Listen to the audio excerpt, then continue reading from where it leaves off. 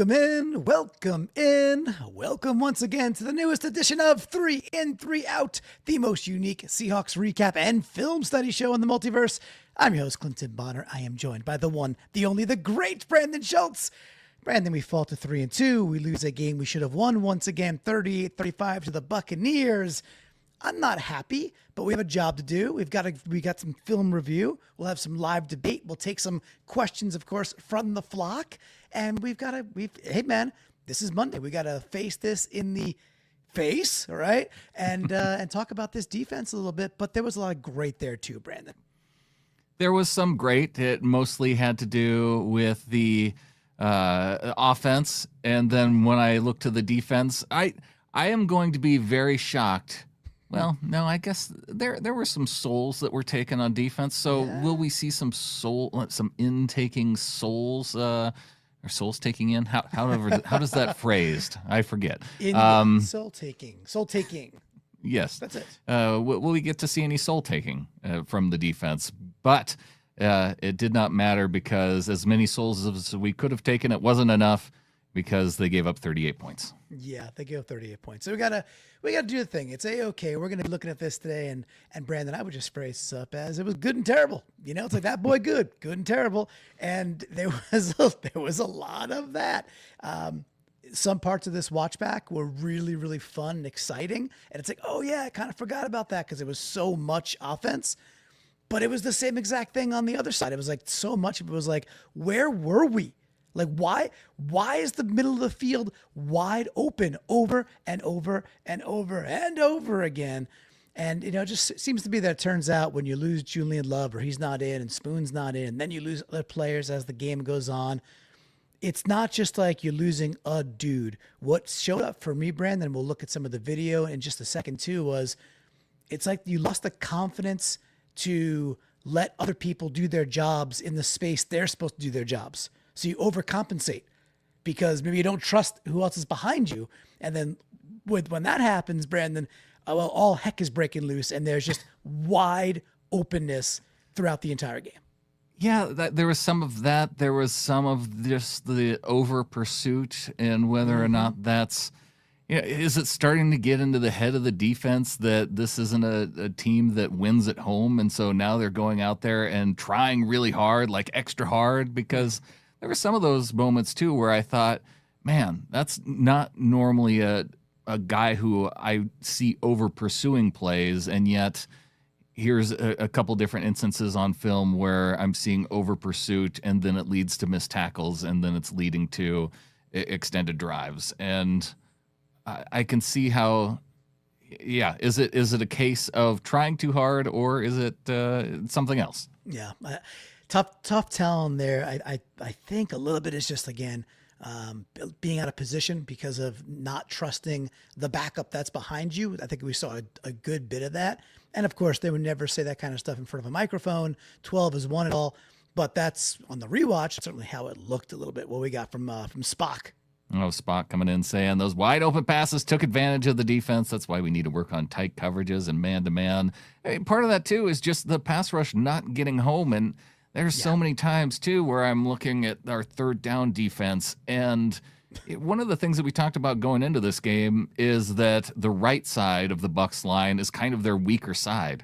And here on third down, we're sending more guys over on the left side, which is the strength of their line, and like trying to overpower their actual starters. And it's like, what was the plan there?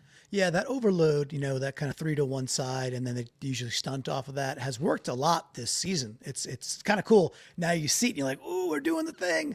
But it just wasn't hitting this time whatsoever. But I noticed what you noticed. It was to that side of the field where, their starters and Tristan Wirfs and others are in. So that was a choice, right?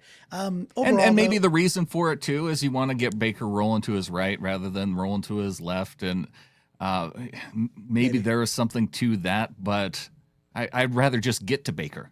Yeah, I mean, we didn't until we sent a blitz late in the game with D'Anthony Bell, right, where Nwosu and Bell get there. It was pretty conservatively called from McDonald's standpoint, in my opinion, and just in general, it's okay when you're getting there with 4. you could do anything you want to go do. When you're not, and you're lacking some dudes in the DB room, you kind of get what you get. And they got talent, and Mayfield freaking playing great, and Book is obviously awesome, right? But it was the other dudes. It was Cade Otton getting open. It was Tez Johnson making some dudes look silly, Igbuka's like, at this point, like, he's going to get his. Like, he's immediately one of the better receivers. I mean, get his in terms of 2 catches of 50+ yards down the field. Well, I don't think of that as getting his. No. I mean, we don't want that to happen. Those are blown assignments, I think. We'll look at some of that in the film that we're looking at later too, a little foreshadowing. But I mean, Igbuka's he's a heck of a wide receiver already, right? Very impressive for 5 games into his young career. With all that, we got things to look at. There's a lot of good. So stick around, by the way. There's 3 ins, there's gonna be 3 outs. The ins are really worth diving into. There's one at the very end that I saved for last that is so phenomenal. I don't think I have not seen anybody talk about it yet, and it's such like a little cranny that I just encourage folks to stick around because I think it'll be worth their while, man. Looking forward to it. Also, always nice to look forward to Ryan 911 coming in with his live executive producer super chat $9.99 saying go Hawks. Thank you, Ryan. You're the man. And stick around for from the flock as well. We got great commentary from our Discord. Really some great nooks and crannies. I was compiling like 5 or 6 potential ins, and then there was a lot of outs I was looking at too, Brandon. And then when I looked through the ledger of ins and outs from the flock, I was like, oh, good job. Like 2 or 3 of them were covered by people in the flock. I was like, okay, I'm not going to cover those because we'll get to talk about them anyway a little bit when we get to that section later, which was a good job. All right.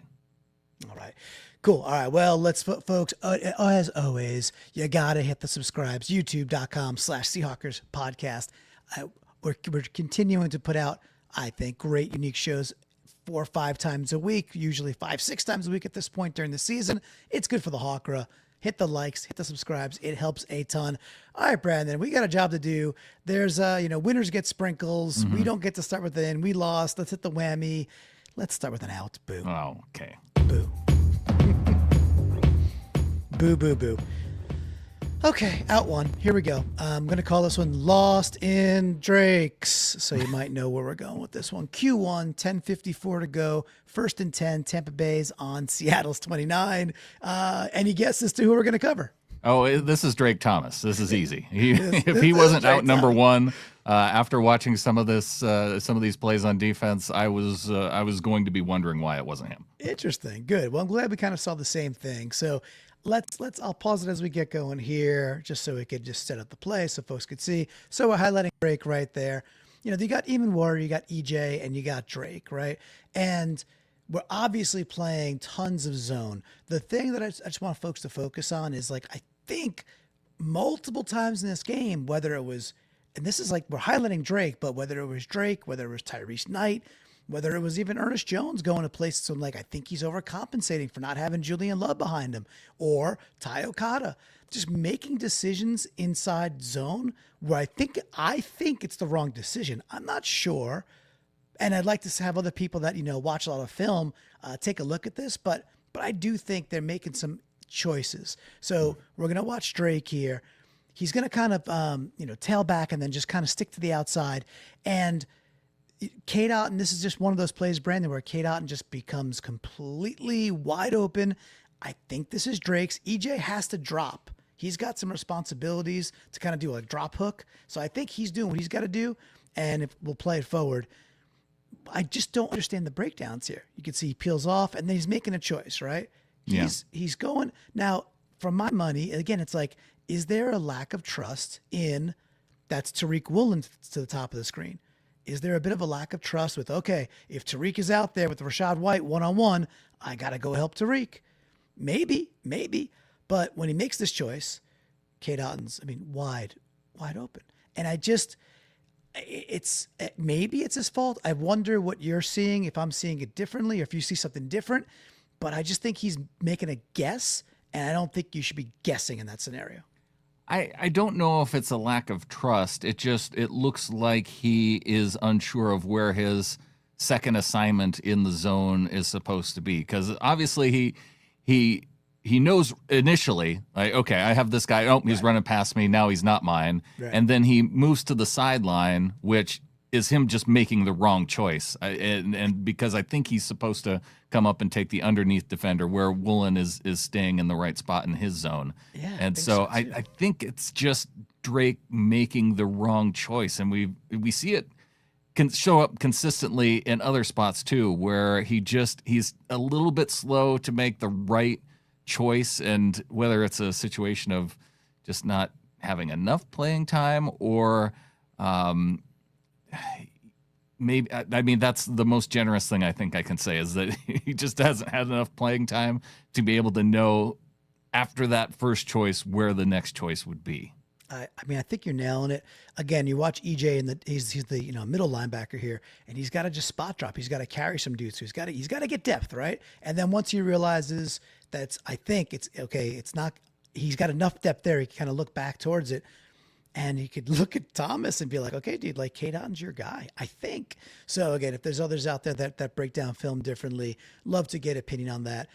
I'm picking on Drake Thomas a little bit, but this type of stuff showed up over and over and over and over again. Brandon, it was this wasn't the first, or this wasn't the worst offense either. I think there was a third down play where it was on the other side of the field where it was 3rd and 17, and it was another dump off to the tight end, and he was just slow to get to the spot, and then he ends up diving at the feet of the tight end, and instead of if he were to come up and like be in position to make a play sooner rather than reacting late and then having to dive, it's probably a 1 or 2 yard loss and maybe like at most a 2 or 3 yard gain. Instead, I think it was a first down on like a 3rd and 17. It was like a ridiculous play. And it wasn't just him on that play either. It was just that he was the guy I would expect to be in position. And then instead he's on the ground, and then everybody else is having to react and recover and try and make a play with because now blockers are set up and the Bucs are able to make a decent play. So we saw a lot of that, man. So and we got Nate Schutz saying, honestly, I just think it's a good play call there by the offense. Put Drake in a bad spot no matter what. And yes, and back to the initial comment that we started out with, that we were just in zone the entire time. I don't think we played much man at all, and I think they schemed against that really, really well, and Baker had a day. So I don't disagree with that either, Nate. I think that's kind of what we saw. But all right, Brendan, that was we got to get it out of the way. There was a lot of that. So just again, signaling out one is a bit unfair. It's kind of what we do on this show, just because we're looking at singular plays. But we did have some really, really cool stuff and some exciting stuff for some exciting new players I want to get to also, dude. Thank you. So we had me on. Okay, I had a little fun with this one. I'm saying in one. That's why I say, man, nice shot. It's a good shot, man. So Brandon, this was cool. Again, I'm not the breadcrumbs are a little easy for you, but maybe you've got to think about which play we're talking about here. Q2, first play of Q2. So it's already 3-0. It's 2nd and 7. Tampa's on Seattle's 31. And do you have any recollection over the play we're going to see, or? No, I'm looking forward to it. Cool. Yeah, tough to remember that so far. So, all right, here we go. A good play on defense. It actually should. It should come immediately to mind. There's probably only a handful to choose from. Well, even Wari had a good game. I mean, this is not. The eye test is the eye test. Then you're like, oh, PFF agrees. That's cool. Then you watch the rewatch, and you're like, man, he showed up. So some of the apprehensions I had about Imamari during the draft process, and then after we took him, I was like, I don't know. I see some open field tackling whiffs and misses. Then what I'm seeing product-wise on the field before he was hurt and now in this game is when he is around the line of scrimmage, he's big, strong, fast. He's decisive. He's tackling well, and he's bullying people that are bigger than him. To me, Brandon, that's kind of a basket of good, right? This is one such play here. I think he gets locked up with a tight end on this wide receiver screen. Look at the job he does. That's some big man stuff there, man. He's just moving. He's moving a bigger dude back who wants to hold his own, right? He moves him back about 3 yards, and you can see here just completely blows that up. It's making the receiver have to make a different decision there. So really nicely done. Let this play forward real quick. But all right, so it's Imanwari busting this play up, a little wide receiver screen. In general, the Bucs screened pretty well, but in general, we actually did an okay job. Run defense was great, and then these types of plays that were supplementing the run defense, thought we did pretty well here. So some love for Imanwari. One of the great plays I think he had in the game. He had several really good plays. What do you think? Yeah, nice little cranny there where you see him pushing the wide receiver back into the backfield, which then makes the receiver there have to cut up inside rather than be able to go around the outside. And making a guy turn back into the strength of the defense is what you want to see from Imanwari on that particular play. And overall on the day, he was the second highest ranked defender by Pro Football Focus. 4 targets, 4 receptions, but only 13 yards heading his direction on the day too. So nice to see from Imanwari there. And just one hurry, but we did get to see him rush the passer a little bit too. Yeah. Again, kind of down the box as almost like a de facto, safety down the box, but almost as de facto linebacker. He's got a good sense of how to impact plays, and we're seeing it. And really nice example here. We saw several others. So that part of his game, I'm actually really happy with. I think for me, he's exceeding expectations, changed the defense positively, and I thought he was one of the dudes who absolutely stood out for us on Sunday in a game where there just wasn't that much defense to go around. So, yeah, no, it's okay. That's all right. I thought that was my cue, and then I was slow, and then I got to it, and then... No, it's good. I'm off my game. I'm no, sorry, you're man. not. No, you're all good. You're right. You're all good, dude. So out number 2, we've been talking about this type of thing for a while since it became people say these things. Oh, he's a willing tackler. He's a willing blocker, and I can't stand that language. I think it's so stupid. But when you see willing tacklers, and I got to put a question mark on this one. So out 2, Q2, 3:41 to go. It's now 6-0 Bucs. 1st and 10 on Tampa. Tampa's on our 22-yard line. Brandon, to me, there was a succession. There's actually 3 plays in a row. So this ends. They're on our 22. This ends with a Rashad White touchdown for 7 yards. 3 plays later, like the 3rd play. Each of the plays, both of these players, I thought were bad. And as much as we miss Tariq Woolen once he got hurt, because we did. We absolutely did. The moral of this story we're going to see here is, I think that Kendrick is just as quote unquote willing as Tariq is to really make open field hits and stick people. And for my money, you can't afford to have 2 finesse guys out there. Now, I think Kendrick has been playing the ball well, and he's obviously had splash plays, to start his Seahawks career, a couple of great interceptions. But 2 weeks ago, there was a couple of plays on the edge where I'm like, I don't really love the way he's playing the run. I don't think he's actually going to stick his hat in there. So when Spoon's not out there, and you have to have another player who I think is more finesse than grit, well, then you get stuff like this. So that's both of them highlighted here. And this is Tez Johnson, he's quick and wily. Tariq makes a great play to get, to get involved there. Tariq is so athletic. He gets back in position. It's a great play. He gets okey-doked, and then Kendrick gets okey-doked, and I'm like, what are we doing, guys? What are we doing? So it was, and then again, this was also, I think I actually have the next one queued up too, the next play. In fact, I think I do. I'll let it go through. I'm pretty sure I do. To me, Brandon, the adding Kendrick to this, where I don't think he is really that great of a tackler either, I think it's not. I don't know how sustainable it is for our Seahawks with Woolen and Kendrick, that I think are pretty similar, actually. Yeah, the thing is about Kendrick is I've seen him make some really nice tackles where he's getting his shoulder in the play, and making the tackle. So it's a little bit surprising to me to see both guys whiff like this. I mean, Woolen gets his hand on his helmet, and then by the time, yeah, it's a nice play by Tess Johnson. He's wily. I mean, this is like he's really good. And unfortunately, I didn't queue up the next play, which I thought I did. It's just kind of messed it up, I think, when I was editing. The next play is over to the right-hand side, and it's like Kendrick makes a choice. It's like a dump off, and Kendrick just makes a choice to not make contact. And, maybe he's hurt in a series. Now, that could happen. You get a stinger or something like that, but he doesn't make contact in the next. He chooses to not make contact on the next one. It goes for good yardage. The next play, he's getting picked on by a pulling tackle or pulling guard, and Woolen's getting blown off the ball by, I think, a tight end, and Rashad White's in the end zone. It was just a bad series of events. And, hey, man, I mean, look, I like my defensive backs a little bit grittier than what we saw, at least this Sunday.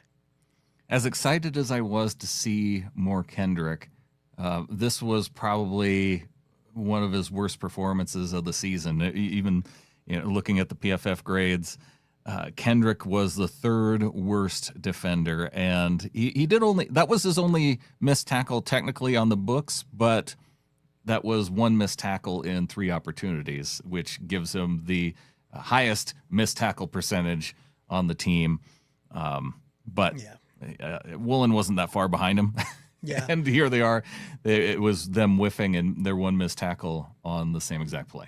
And I think we all know too, like once Woolen went out, I mean, Pritchett got picked on. I mean, there's just no two ways about it. We don't have any video queued up for that. It was a big talking point after the game.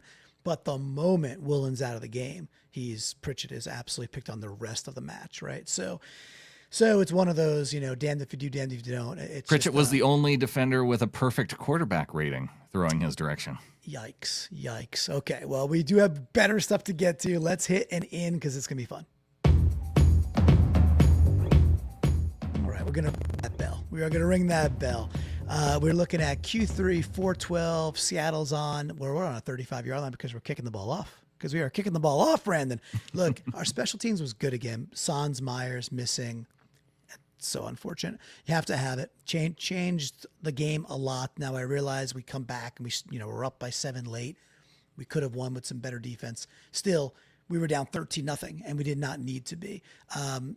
And with that, while we're on that, yeah, where was your head at when we were lining up for a field goal down 3-0 early on? And because that was a relatively short 4th down, I think it was 4th and 3. 4th and 2 or 3, yeah, maybe 2, yeah.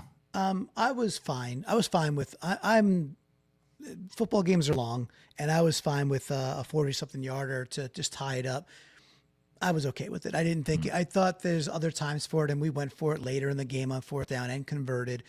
I do like stealing 4th downs, and obviously you probably ask me for that reason. I think it's a big deal in the 2025 NFL. But it was okay. I was fine with that decision. Outcome-wise, obviously bad, but what are you going to do? The coaches don't kick the field goals. So, but what about you? Were you hoping we would just pedal to the metal there? Because if you miss it, you give it, which we did. You give the ball back at the 35-yard line where it was spotted. Yeah, it wasn't that bad of field position but I'm not counting on missing the field goal either. So, right. It was more of the idea of just showing that you wanted to be aggressive a little bit early. And I thought that in that opportunity to be able to show that Coach Mike might take it. But, I guess I wasn't necessarily surprised. It's just they were in that down and distance where I thought it would have been a nice opportune time to maybe take advantage of it. Because normally I'm take the points type of guy, right? and in that situation, I was okay with going for it, like preparing myself, like, okay, we got to be a little bit more aggressive. This is a Bucs team that's put a lot of pressure on a lot of opposition. Yeah, maybe you'd be a little more aggressive in this situation. So I was more curious just to know where your mind was at because. You tend to look at it a little more aggressively than I do. Yeah, and it was just, for me, it was just early. And I was like, it's okay. It's okay to stabilize this, get points, knowing, even in that moment, I'm like, okay, we get the ball second half. Like things like that are going in my brain. Like we get the ball start the second half, and as long as we're hanging and we have one more possession, we could take this game. Even honestly, even at 13-0, I'm like, it's okay. We gave away, we missed a field goal, and Milroe gave away a possession. So what do you expect, right? You're going to be down, and the defense still held Tampa the first 2 times through to 2 field goals. So it was like, okay, they're actually kind of doing their job. In 2025 NFL, you're kind of doing your job if you're holding them to field goals, because field position is hugely advantageous to the offense nowadays, except that our Seahawks, to segue back to this our Seahawks are really, really good in kick coverage, and kudos is deserved. So what I wanted to show was, we got to ring the bell here. I don't have it highlighted yet. On the second one, you'll see it, but this is D'Anthony Bell coming in, and he's kind of looping around here, and he makes this absolute stick. And that is on Johnson, I think, right? The guy we were highlighting and talking about during the week, being like, this guy's dangerous. He's really, really good. But man, I love it. I mean, this when I talk about DBs, the kind of guys I like out there, and why I was excited in the preseason about D'Anthony Bell is because when I went and watched a little bit of his film from Cleveland, this is what he was doing, Brandon. I mean, I know this is a kickoff, but to me, it matters and is important. This guy, he brings his hat every single time. And this is how I want Seahawks DBs to kind of be wired and kind of be, this to me is a willing tackler, Brandon. So I want more time from D'Anthony Bell. Every time he's out there, I think he's making things happen. Yeah, nice to see that from D'Anthony Bell. And you are looking for moments like this within the game, too, to where you can start to get the crowd fired up, get the defense fired up. And it's a play like this where a guy, just once he gets to the 25-yard line, and he doesn't move forward, like his momentum completely stops and falls backward. Like that's the type of play, and you could see his teammates around him fired up for him too after getting a stop like that. So I think this is what you hope for on special teams, to then have that carry over to the defense and keep that going. Yeah, no, that's exactly it, man. You're hitting it spot on, dude. Like this is the kind of stuff that past Seahawks teams kind of were known for, not just special teams, but just our ability to just hit you harder than you hit us and be sounder tacklers than you are. Now, for most of the day, we were not. The Bucs tackled better than the Seahawks in general, but D'Anthony Bell did his job, and I think he did it really, really well. So I'm a fan of this dude, man. As you know, he's earned me a steak and a beer already this year, but I just want to keep highlighting dudes like this because he probably in his heart of hearts thinks he deserves more time, especially with these injuries racking up. Mm-hmm. So for him to be out here doing this on special teams, it means a lot to me. And I think for most Seahawks fans, they feel this. The Comic Binge coming in saying, Clinton, I need all positive energy you can muster, because that game sucked all the positive energy out of me for an entire week. Yeah, well, look there. Well, Paul, what's up, dude? Comic Binge is an awesome channel, by the way, for the comics fans out there. But hey, man, like, this is what 3 and 3 Out is about, right? Is like there is a lot of good, and it's not just bombs to JSN and stuff like that, which are amazing. I mean, Sam Darnold, we're barely going to talk about Sam Darnold in 3 and 3 Out, just because that's not the type of review show that this is. It's way more for fanatics who want to get into like the nooks and crannies and the micro moments. But for me, where I get the fizz, Brandon, is I think these little moments are like, this is what a constitution of a good team looks like. 38-35, the national media is going to absolutely adore this. And there's like, oh, despite the loss, the Seahawks are Super Bowl contenders. Maybe. I mean, we got to get healthy first and foremost. And we got to win a game against an opponent with a better record than us before you can start calling us Super Bowl contenders. But the little things we are doing well, which are ample, that's actually the fabric of what makes a team a successful team. And that's so, Paul, I hope that was for you, that little diatribe. I hope that got you goosed, bud. All right. This might be the best pun yet. It might be. We're calling this one. So we got out number 3, and we're calling it Okada, Where Art Thou? So Q3, 1:37 to go. Brandon, we talked about this one. It's 3rd and 13. Tampa's on their own 41-yard line, right? Their own 41. Let me play this through up here. I'm just got to get it queued up. So, Okada, where art thou? Similarly to before, where I think in Drake Thomas, I saw Tyrese Knight do it, just making some decisions inside zone that I'm like, what's going on here? We got our two safeties, we got Bryant, we got Okada. Now, what's going to transpire is you're going to have Ibuka towards us, like down screen, and he's going to blow by Job. He really puts a number on Job and beats him. Now, that's okay, because with two safeties like this, I believe Job should have help from Okada, because that's Emeka Ibuka. And the other side is Sterling Shepard. So, Brandon, pop quiz, who is a more effective wide receiver in the NFL, Sterling Shepard or Ibuka? I would say Ibuka already. I mean, Sterling Shepard's a nice wide receiver. You know what, I like mediocre ex-Giants receivers. I just kind of do. So I respect Sterling Shepard, but Ty Okada respects him way too much in this play. Yeah. Like, what are we doing? Like, what? How is Ibuka wide open? Like, I just think it's blown. To me, it's blown coverage, and I don't think that's the. And if I'm going to pause this, you'll see this. You're like, oh my God! First of all, look at the lane Baker has. Oh right? yeah. I mean, holy Moses, literally, splitting the Red Sea here. But then we played forward. It's like, what is happening? So you got Okada really, really sized up with Shepard, who I think, by the way, is pretty well covered by Bryant. I think he's got him.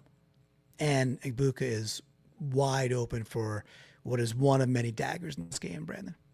It's almost like he ends up making this a whole lot worse. The thing that I had a hard time watching this originally is that I don't even know if this is that great a play, because you have Sterling Shepard and Ibuka ending up in like the exact same part of the field, and then you have Okada undercutting both of the deep guys for no reason. Mm-hmm.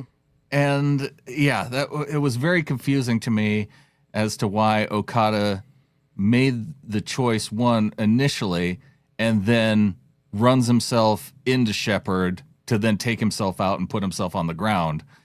Yeah. All those things. And you can see Job trying to recover there, because I think he's expecting Ibuka to sit down there. Yeah, I agree. And yeah, unfortunately, that hesitation just allows him to blow right by, which, and when you give Baker that much time with the pass rush not getting there, it's all those things combined result in this big play. Yeah, I mean, obviously Job is at fault here. He doesn't do much. He's burnt, right? They get this. He just takes the head turn. You can see like Ibuka sluggo, just right? turns his head to the left. Yep. And he doesn't do anything else he's gone. big with his body. It's just that little left head turn. Well, I mean, I think it's because and why? Because, well, A, he's good. Mayfield puts the ball. He's happy to throw to the boundary. Mayfield's good at it, and there's a lot of that on tape. There's a lot of that on tape. And the two preview shows we did, which was What If with Mr. Phil and Adam, and then we had the crossover with the Cannon Fire guys. We talked about, like, hey, Tampa Bay's not taking advantage of the middle of the field versus these other teams. They're not. It's a lot of outside. It's a lot of boundary. So, I mean, if I could pick that up, and I'm watching a couple of games, I'm sure that's what they talked about. But Job definitely gets juked out of his pants a little bit. But again, to me, it's the decision behind that that's like, I don't understand. Again, if someone is more all 22-ish and has a better reason to say, you know what, hey, Okada's actually doing the right thing here. Let me hear by it. falling down on the ground. Well, that part, no. 5 yards short of where the ball ends up. Yeah, I just mean, like, process wise, is he supposed to really go help? But I just don't think, philosophically, that you're going to go to the side where there is the other safety. like that's not that the other safety's there. That's what the other safety's doing. That's when you're playing too high. Yeah. Neither of you are supposed to get beat deep, and they both get beat deep. Yeah. Well, I mean, even Brian, but I think Brian actually had his, like, Bryant's fine. I don't think Bryant's, with his angle. Well, yeah, because he has Shepard there. It's fine. Yeah, it's totally fine. I mean, yeah, but then Job and Okada are just toast. So at the very end of this play, it's a little bit comical. You see at the bottom here, I slow it down in a second. You see Ernest Jones kind of raising his hands, and he's like, "What do we do? Why did this happen?" And I didn't play it all the way through. Like, he actually turns around back to the sideline. He's just like, shaking. He's like, "What?" So I think EJ saw what we saw is what it boils down to, man. He didn't have the greatest game either, so he can't be too critical of his fellow teammates. No, for sure. I know PFF really disliked what he did, but at the same time, I mean, when I was thinking about guys who were over pursuing and trying to do too much, there were a couple moments where Ernest Jones ended up, like, uncharacteristically just laying on the turf because he was over pursuing, and then a guy makes a move and he just can't change direction in time, and he ends up on the ground. Yeah, we saw a decent amount of that, and it was unfortunate for me. I think Ernest Jones, he's the center, right? So you think about a good baseball team, and congrats to the Mariners getting that W last night. For all the Mariners fans out there, as a Mets fan, all my emotions are with you. I want the Mariners to win, but what makes a good baseball team is, like, your catcher, your second baseman, your shortstop, and your center fielder, right? You're defensively sound up the middle. That's Ernest Jones, and I just think he's used to having Julian Love behind him, and to me, that's that he feels he's got to go do more, and then plays like that when he turns around and nobody's on the best guy on the field. I think I kind of know why. I think I know why he feels that way. So, the moral of that story, Brandon, is we gotta get healthy. We gotta get really healthy. Now, we got to that last in coming up. Hit that whammy. It's a really, really fun one. Okay, this is amazing. We know JSN had a killer game, absolutely killer game. Him and Sam, awesome all day. I put JS Spin City or J Spin City on here. Do you have any idea what I'm about to show you? I have no idea. Okay, because you're probably like, I don't remember a JSN spin move, right? Like, there's nothing like that coming to mind, right? There's no, like, JS could also be John Schneider. Was he on the sideline, general manager, spinning, putting someone in the spin cycle, getting us a defensive end, perhaps?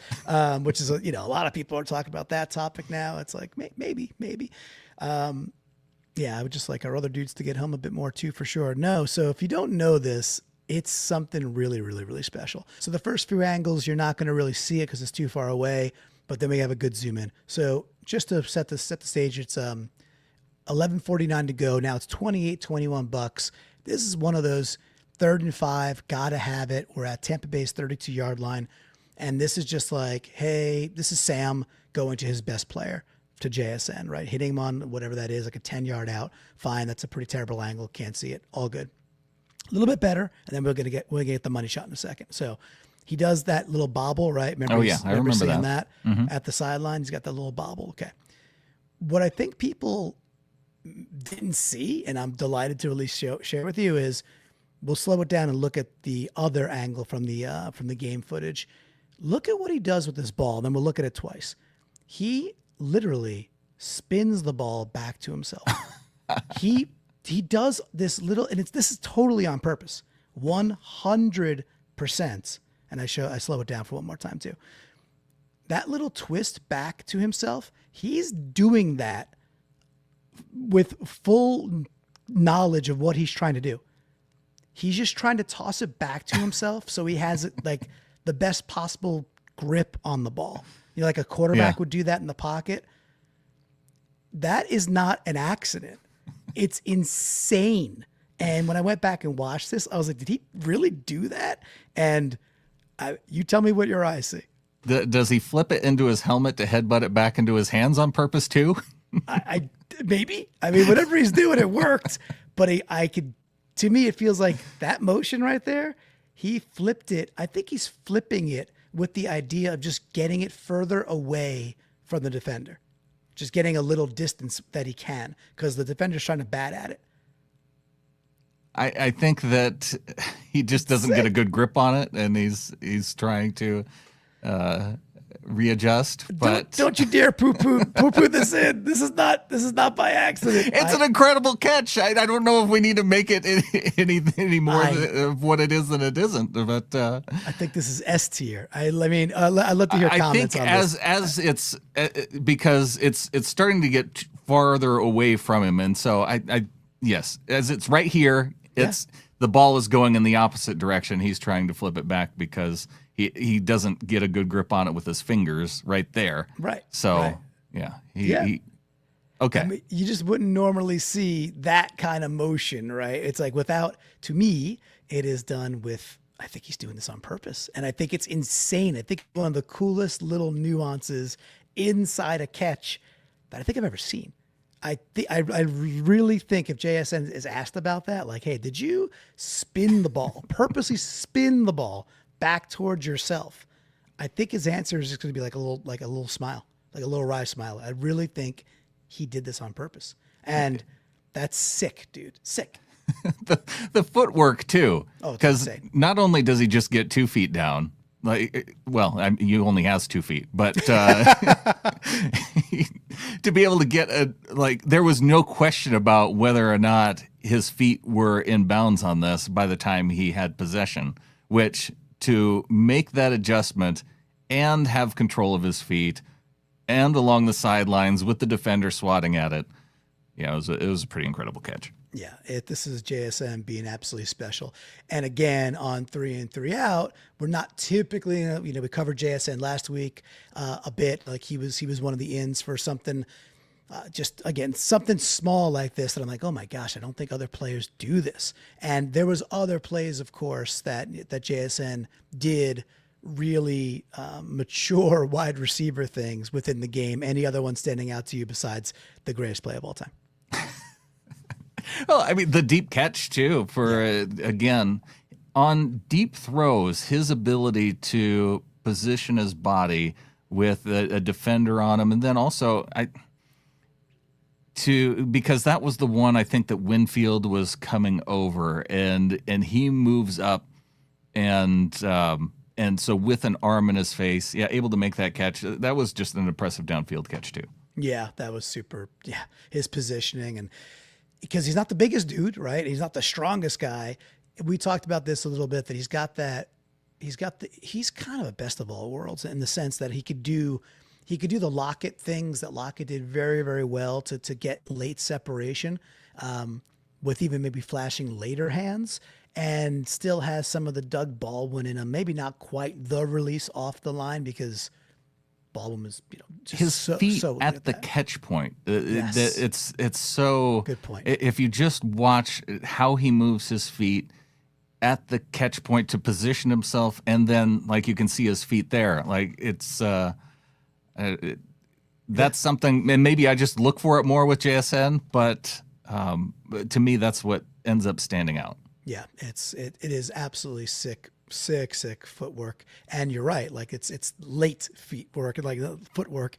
The touchdown between the first touchdown, the JSN touchdown, to end the half, right? Another just beauty of a route, beautiful ball as well. But JSN beat 3 guys, right? He's beating his corner one-on-one. And Sam just threads that window too, so which nice. is a really great throw by him. Sam was just unbelievable. And I know there's a late interception, and I know that's a tough one. We can say that he was unbelievable for 59 minutes. Stuff can be 2 things, right? So, Sam's playing unbelievable football, that's the encouraging stuff, is like, look, if we clean some of this up, if we're not sloppy in the first 15 minutes of this game, 25 minutes of this game, we probably win, or if we're just healthy, it's just, it is what it is. But now that depth has really been exposed, and coming up in these next couple of games, you got the Jaguars on right now, battling the Chiefs. It's currently 14-7 Chiefs, about to go to halftime, about 25 seconds left in the half.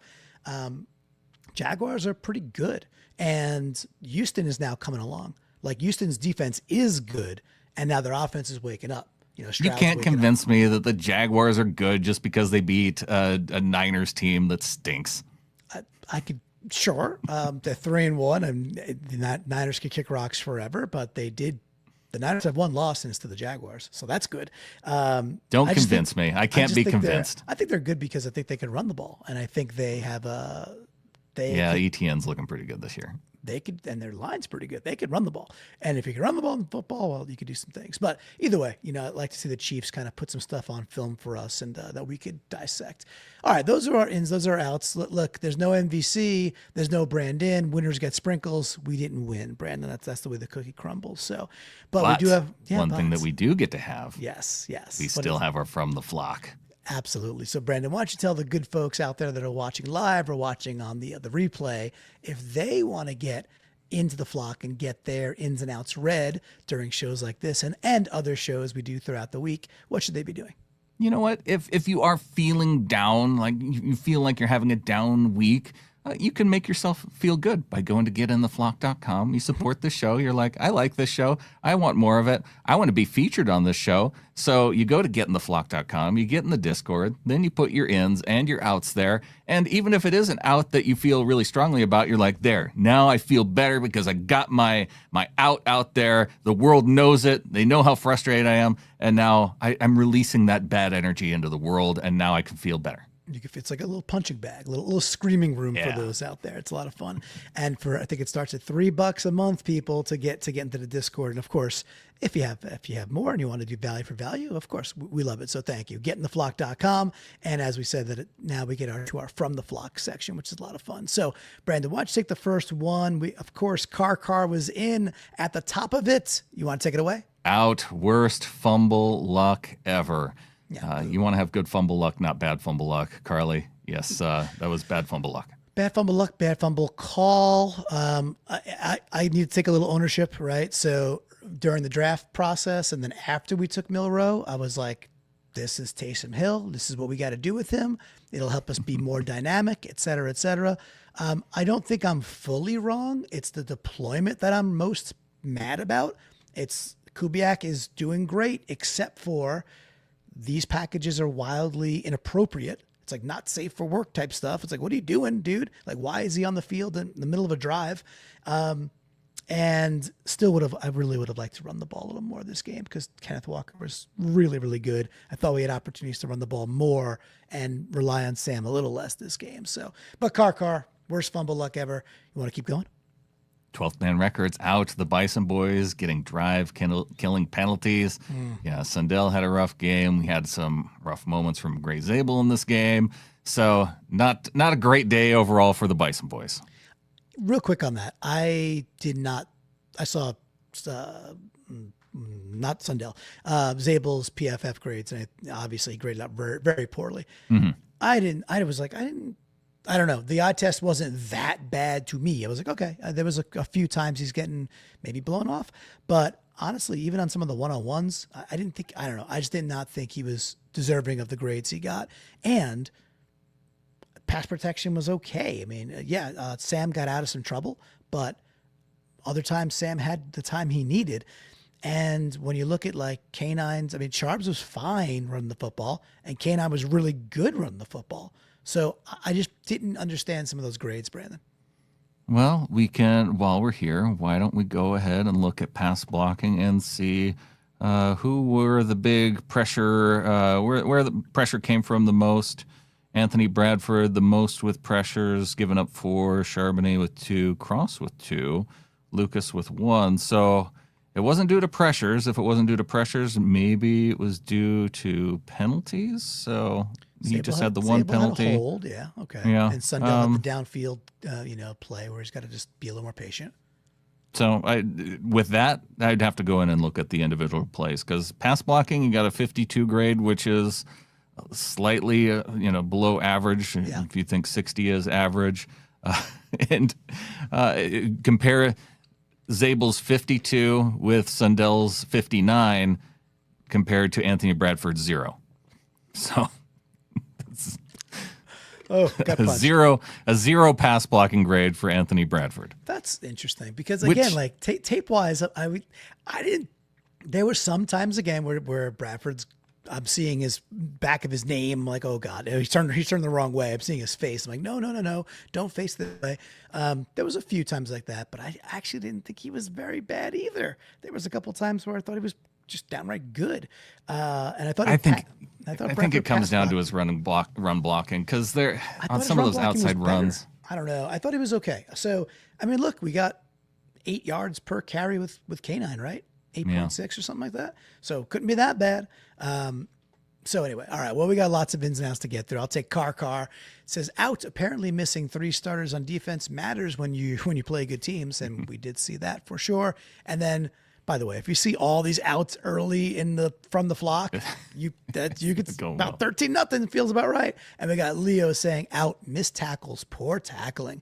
Out, killing drives with penalties, and then out the stupid Milrow running plays. There was a lot of frustration early on, but then things start to turn, and Lloydsville did a great job with a couple of these. All right. Well, before we get to the ends, let's go with Carly's live out saying we're going to have to settle for 15-2. I would settle for 15-2. Let's go on a run, Carly, and let's talk about Topwater giving an in for Derek Young. 5 returns, 154 yards, an average of 30 per carry. He did great. He did really, really well. And he also had a very nice reception where Darnold's rolling out to his left, and he's got a man in his face, even as he's rolling left, and he just heaves it about 40 yards downfield. And Derek does a great job of getting just stellar positioning, right? And just bodying a guy, and comes down with a big play there too. Derek Young was, you see he's a big dude, and he could, when he gets up to speed, he's fast and big. It takes him a little bit to get to that speed because that's just natural. But with the kickoffs, it's like, man, I'd rather see him. I know you got Halani and him back there. I think Derek is the one where you're like, oh man, he could go. He could go. Halani, I think, does the job he can go do. It's more of like a Dallas style, right? Why is his first name escaping me? DJ Dallas, yeah, that's why, because he has 2 of them. There you go. More of a DJ Dallas style kickoff return with Halani, in my opinion. Derek Young is like, oh man, you might break one of these next week, and that's exciting. All right, getting back to the ends on the screen. Lloydzilla with the end. Bradford and Sindel block on the GSN touchdown at the end of the first half. That was quality. Lloydzilla coming back in, cupping JSN blocks. Lloyd's just all over the blocks. Yes. The one on the Sharps touchdown. And then Frost, fantastic effort and focus by Derek Young on that third quarter opening drive catch. Yeah, that was awesome. And I do want to just, the Lloydzilla Cup JSN blocks. That is the one that springs K9 for like 31 yards down the line. That's the opening drive of the second half. That was queued up. I had that tape clipped, and I'm like, I can't have too many ends. Cup, it's to me, I put in our Discord, I'm like, man, I could show you guys Cup blocking highlights every single week. Like, cause like they're on tape every single week. He's acting like a guard in the sense that he double teams the edge with Barner, releases, gets outside and gets the kick block. It's like, dude, you did a number, and K9's really, really good in that play too. So very much worth watching. Car had an in here too, said, what a comeback, making me even more confident in Darnold's ability to be good under pressure. And yeah, Car, Darnold was so good. So good, which was cool to see.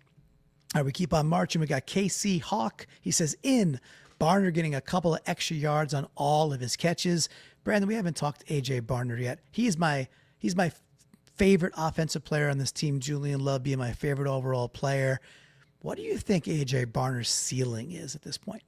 Oh gosh, he may be a top 5 tight end in the league. Like when we get to the end of the year, because I think I even saw Hawk Blogger pointing out how AJ Barner has more touchdowns than Brock Bowers to this point in his career. And Brock Bowers is seen as that elite tight end, unfortunately, that they aren't able to get him the ball with any kind of frequency based on their offensive line. But I think that if we continue to see this high-level play by A.J. Barner, there's going to be a lot of people going, oh, wait a second. It's not George Kittle. It's not Travis Kelce. It's it's not Brock Bowers. How about this AJ Barner guy up in Seattle? Yeah, and he also happens to be a really, really good inline tight end too. So he's just that old school, I was told by EJ Snyder from Bootleg Football, I saw these hands in college. There were games where he flashed as a tight end in the passing game. And I was told through the draft process that Barner's ceiling wasn't even above Will Dissly in terms of the pass catching game. And boy, oh boy, is EJ wrong. So rub your nose in it right now, buddy. Yeah. We love EJ, but we'll have to have him back on the pod to talk about that, right? And that actually makes me think about Max Toscano as well, who's been on the pod a couple of times because he's the tight end guru. And he really likes AJ Barner like a lot. He's like this. He also likes tight ends that can play kind of both ways, like play in line, can be the pass catcher. That's what excites me the most about AJ Barner. It's like, yeah, the touchdowns are amazing, and he's got soft hands, and he's clearly a red zone target and a preferred red zone target, and he's a tight end first and foremost. You mentioned the dudes earlier, and you mentioned Kelsey and Bowers. I'm not even sure if you mentioned Kittle. Did you in that little? I did. You did. Okay, cool. I did say Kittle's name. Okay, cool. Because to me, he's the one where it's like, oh man, maybe his ceiling, that's really high, is George Kittle, who I think is the best overall tight end in the league. So I'm getting very warmed up to the idea. So I love that. So anyway, Casey Hawk, I had to give some extra time for that because we didn't talk much Barner. We got Stu saying DeAnthony Bell killed a guy, Brandon. I think it was with a trident. And we covered that in the video there. We did. The 12-man records. One thing that we didn't cover was the out to Bobo, who maybe had one of his worst games as a Seahawk. Only on the field for 5 or 6 plays, and every time he was out there, it looked like a liability. So had people saying less Bobo after this game. Yeah, it just wasn't Bobo's best, but that's several people's not their best. Lloydzilla also says, and Barner being as strong as he is handsome. Careful, that's spicy. We got Marlon coming in live, out Sharp, missing the block, which left a man hitting Sam, causing the interception. Yeah, Charbonnet, he had a slightly better pass blocking grade than Anthony Bradford with an 8.1. So I heard that, and I certainly noticed the miss on the last play, essentially, right? So the last offensive play. I didn't really see big whiffs other than that, but man, that was unfortunate. And it's, I know it's, hey, you got to just down the ball or take the sack, and you guys talked about that in the post game a bit. At the same time, it's like it's one of the few times where he's getting hit basically immediately, and what a poor time to miss an assignment is what it boils down to. Yep. All right. On to the next screen. Northwest Gambit. We've got into special teams. Has been good today, given the offense great starting position all game. Yep. 12-man records and into Woolen. Seeing Pritchett play makes me want Woolen back in. Same. I mean, what can you say? But maybe the trade talk was a little premature. Yeah, and we've got Shaq Griffin just sitting there, right, twiddling his thumbs, sitting on the practice squad. So, why get that man called up? Yeah, call up Shaq. We need him. And out to Stu, whatever happened to the Hawk tackle. It was missing for sure. Yeah. And Frost with the triple end. Cooper Kupp's awareness and effort turned into a tip ball into a first down. Again, I don't know if that was a tip ball. That just looked more like a missed catch by the defensive lineman. Into key block by K9. Helped Sam hit a huge pass. See, K9 was in for one pass blocking snap? Maybe... No, one pass blocking snap, and he absolutely crushed it. So, yeah, maybe some more time for K9. In fourth quarter, fourth down, GEQ bus coming through in the clutch. Huge play. Nice play there by Sam Darnold. Mm-hmm. And, the distribution's really cool to watch, too, because it's Barner, it's Horton, it's JSN, it's Cup, it's Arroyo. It's this offense it could be very cool. Now, it'd be a whole lot cooler if, again, we could just stick with the run a little bit more, even with that interception at the end. Me, you, and Adam talked after you guys were on air, and I was like, yeah, it's like Sam's got to take some of that blame, but I was also like, hey, that was 2nd and 2. And there was a minute left and we had 3 timeouts. Like, we could have just ran the ball. There's nothing wrong with running the ball there and just like getting a fresh set and then doing it again. So yeah, I mean, 10 runs for K9 when he's averaging 8.6, Brandon. I think we got to do a little bit better there. All right, let's keep on moseying because we still got a couple more to cover. And let's see. Let me get the right side. We got Carr in, losing my mind at us going for it on 4th and 2 and risking the game. But then Darnold escaping to throw a dime to Horton. That was sweet. Hawk Van Dyke saying in. Darnold was great with Zabel on his face all day. Of course, Bloomy's going to get his digs where he can there, and that's okay. And maybe that's the piece of this that PFF is picking up on, that he didn't necessarily give up any pressures, but maybe that amount of depth that he was giving up to, because he was probably facing off against Vita Vea. And just giving up more depth in the pocket than we'd like to see. Yeah, and I will go back and watch again because, I'll go back. I want to go back and watch it because I do want to see. Again, I just didn't think he was deserving of those PFF numbers, so I'll give it one more whirl and see what's what. And we got Josh DeHuman saying in. Darnold continuing to prove the haters wrong, standing tall in the pocket, being elusive when needed, and not shying away from pressure or hits. He is not seeing ghosts anymore and is putting the offense on his back. And he says out Pritchard giving up 2 key touchdowns. Yeah, let's stick with that in. That in feels better, Josh, but we understand. All right.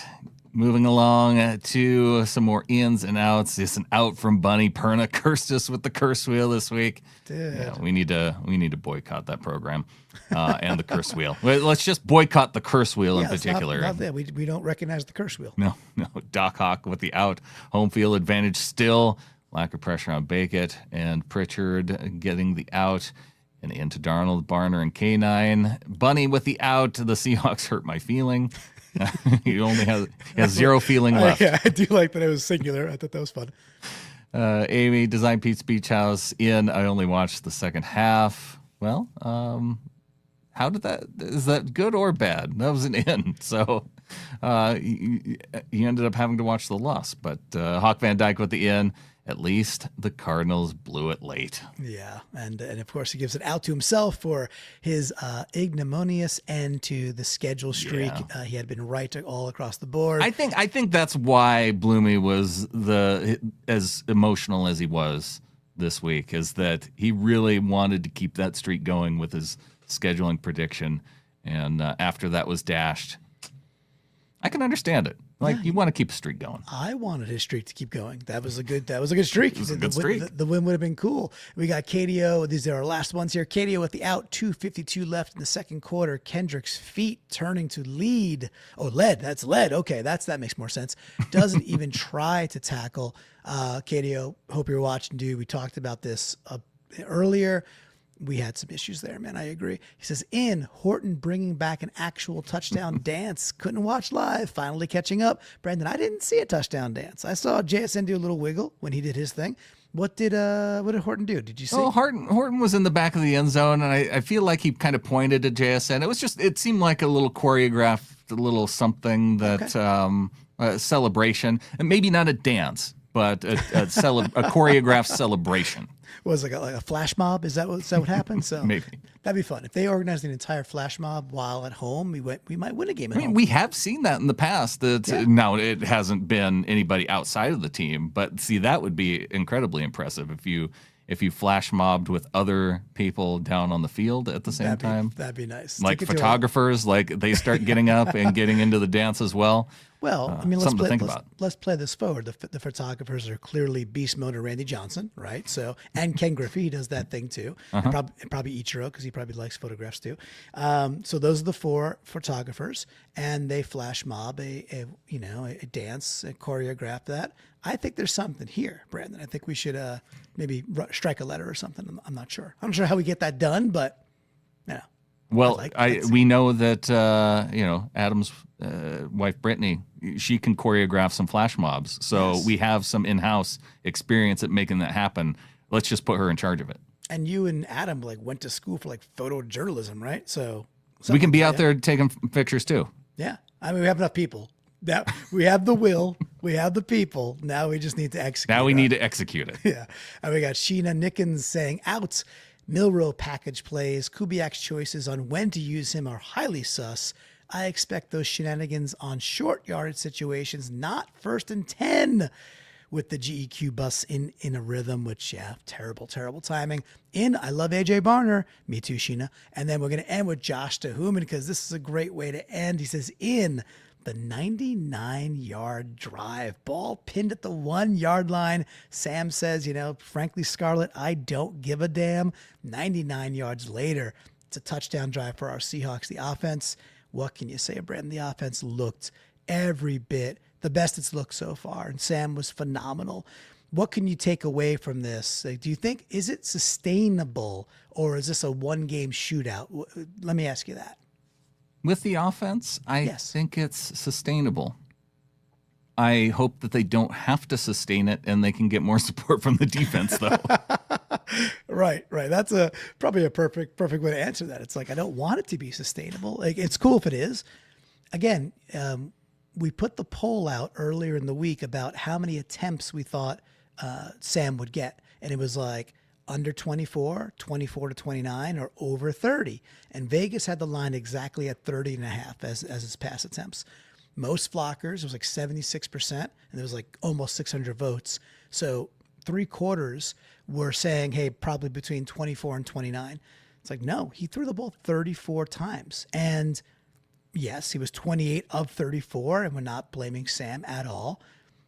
For my money, for how I want this team to operate, I think it's a few too many attempts, and those balls could have been just a couple in K9's gut, in my opinion.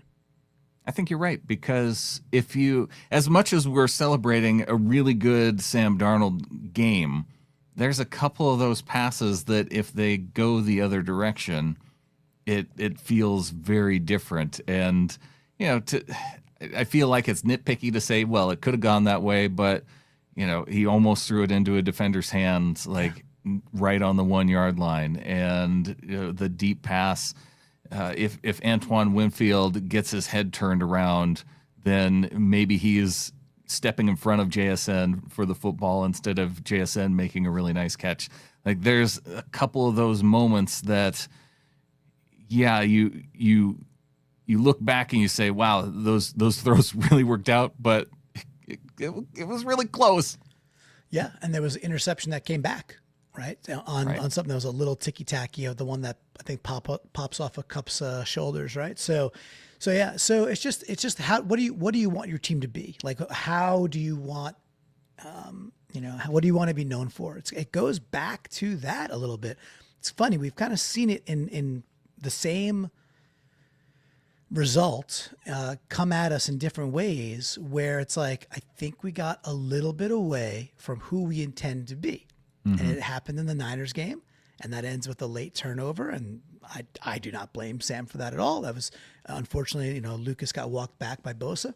And this one ends with the interception. And both times it was a deviation from who I think we intend to be as a football team. I also like my football a little old school. I'm not a 38-35. I'm going to sit there and seal clap and say that was the greatest game ever played. I don't actually think so. I think I could watch what the Bills and Patriots did and be like, I thought I saw some higher level football, especially on the defensive side, from a Patriots team to go beat the Bills. I think that's how we have to win sometimes too. So between the defense kind of falling on their face and us being a little over reliant on Sam, I just think it's not the exact right cocktail that gets us W's. Now, I will say, I think the Jaguars are a perfect team to kind of like get that balance, get that okay, Sam threw the ball 27 times. K9 got 16 attempts, just dial that a little bit and hopefully just go beat a Jags team that's showing some promise. I just don't think they're that good yet. Yeah, and wear down that defense, win time of possession, get another win on the road, keep that streak going, and that's what we want to see from our Seahawks. Yeah, we do. Well, we got the Jaguars, KC, on right now. good luck tomorrow to all the Mariners fans out there. I know this series means a lot to you, and I'm pulling, man. Brandon. I'm into this series. I'm really pulling for you guys. I hope it happens. And we got a big week coming up. We got the flagship shows. We have another crossover plan with a great guest from the SB Nation covering the Jaguars. Actually, Mookie Alexander hooked us up with a great guest, so shout out Mookie. Thank you for the connection there. We're going to record that on Wednesday. We got What If, our preview show. We're going to record on Wednesday also. And we turn the page, right? It's like, hey, okay, we're 3-2. It's still super early. I think this is a talented team. I know it's a fun team, Brandon. I know it's a fun team. And, Brandon, how did the Seattle Seahawks play on the road? They've been pretty good. Yeah. I think nearly perfect. Yeah, nearly perfect. We're going to go get that dub. We're going to fly across to Florida on the East Coast. We're going to get that dub, Brandon. And I think with that, there's only one thing left to say. Go Hawks. Go Hawks.